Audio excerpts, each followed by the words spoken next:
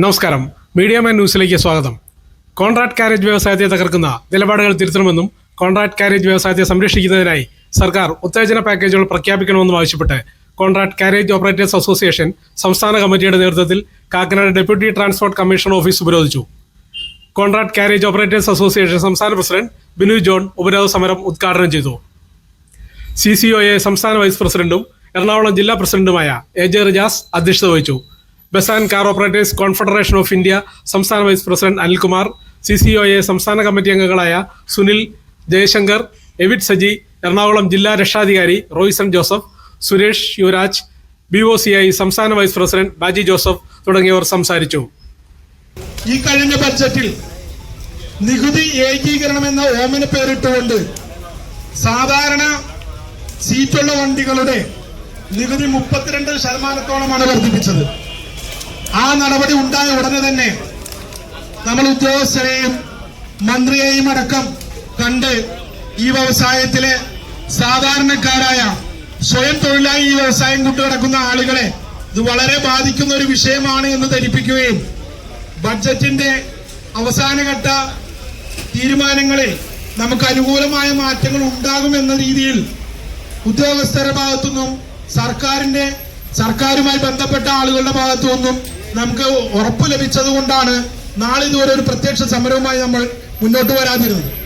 എന്നാൽ അതെല്ലാം കാറ്റിൽ പറത്തിക്കൊണ്ട് നമുക്കെതിരെ നടത്തിയ ഈ നികുതി ഏകീകരണം എന്ന രീതിയിൽ നമ്മുടെ പുറത്തേക്ക് നികുതി അടിച്ചേൽപ്പിച്ച ഈ നടപടിയുള്ള ശക്തമായ പ്രതിഷേധം അതിൻ്റെ ഒരു സൂചന എന്നോണമാണ് ഇന്ന് ഇത്തരത്തിൽ എല്ലാ ജില്ലകളിലും ഡിസ്ട്രിക്ട് ട്രാൻസ്പോർട്ട് കമ്മീഷണർ ഓഫീസുകളിലേക്ക് സൂചനയായിട്ട് സമരം നടക്കുന്നത്. ഇപ്പൊ പുതിയ പരീക്ഷണം ക്യാമറ നല്ല കാര്യമാണ്. ഫ്രണ്ടിലും ബാക്കിലും ഓരോ ക്യാമറ വെക്കുന്നത് ഇപ്പോഴത്തെ അവസ്ഥയിൽ നല്ലതാണ്. കാരണം നമുക്ക് റോഡില്ല. ഏത് റോട്ടിൽ നിന്ന് എവിടെ നിന്നാണ് ആകാശത്തു നിന്നായിരിക്കും ചിലപ്പോൾ ഇഷ്ടം മുമ്പിലേക്ക് തന്നു വീഴും. അതുകൊണ്ട് നമ്മൾ ഫ്രണ്ടിലും ബാക്കിലും വെക്കാം. പക്ഷെ ഇത് എന്തൊരു അക്രമമായി പറയണത്. നമ്മളൊരു ബസ്സിനകത്ത് 50 പേരെ കയറ്റിയാൽ ആ 50 പേരും ഫെയിലിയറാണ്. അങ്ങോട്ടും ഇങ്ങോട്ടും തിരിച്ചറിയാം. നമ്മുടെ സംസ്ഥാനം വളരെ വികസനമാണ്, നമ്മൾ അംഗീകരിക്കുന്നു.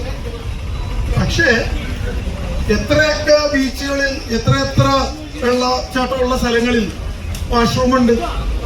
ഇപ്പോഴും ഒരു പബ്ലിക് ടോയ്ലറ്റ് 4 ആൾ കൂടുന്നിടത്ത് കൃത്യമായിട്ട് പ്രവർത്തിക്കുന്നുണ്ട്. അപ്പൊ അടിസ്ഥാന സൗകര്യങ്ങളൊന്നും ഒരുക്കാൻ അത് തയ്യാറല്ല. അപ്പൊ പറഞ്ഞു വന്നത് ഈ വാഹനത്തിലായിരിക്കും ലേഡീസ് തുണി മാറുന്നു, കുട്ടികൾക്ക് മുലയൂട്ടുന്നു. അപ്പൊ ഇതിന്റെ എല്ലാം വീഡിയോ എടുത്തിട്ട് അത് മിസ്യൂസ് ചെയ്താൽ പാവപ്പെട്ടവരായ നമ്മളുണ്ടല്ലോ നമ്മുടെ ഉദ്യോഗത്തിൽ കയറ്റാൻ ഈ മിസ്യൂസ് ചെയ്യണം. നമുക്ക് ഇതിന്റെ പുറകെ പോകാൻ പറ്റുമോ? ഇതൊക്കെ പ്രാക്ടിക്കലി നടക്കുന്ന കാര്യങ്ങളാണോ? ഏത് രാജ്യത്തുള്ള കാര്യങ്ങളാണ്? കോമൺ സെൻസ് വേണ്ടേ? എന്ത് കാര്യങ്ങൾക്കും നമ്മൾ ചെയ്യുമ്പോൾ അതിന്റെ കാര്യങ്ങളുമായിട്ട് നടക്കുന്നവരോട് ഒന്ന് ഒരു ചർച്ച ചെയ്യേണ്ട ഒരു മാന്യതയില്ലേ? News desk, media might.